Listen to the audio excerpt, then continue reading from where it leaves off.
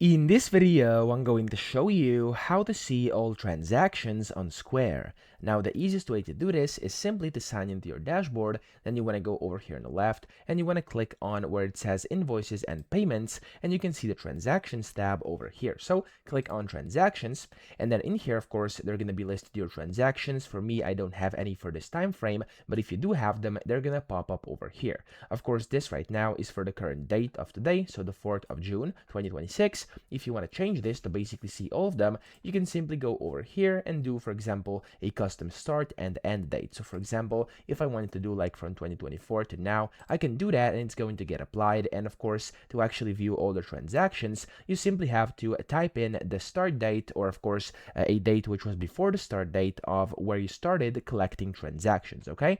Now, whenever you've done that, just click anywhere outside here, and there we go. It's going to basically show you everything. Now, in my case, it says reports can only be shown for the last year, so I would have to basically click on last year over here, and then it would show it, okay? But essentially, that's how you can do this. So, I hope this video helped you out. If it did, please subscribe to the channel and help me out as well.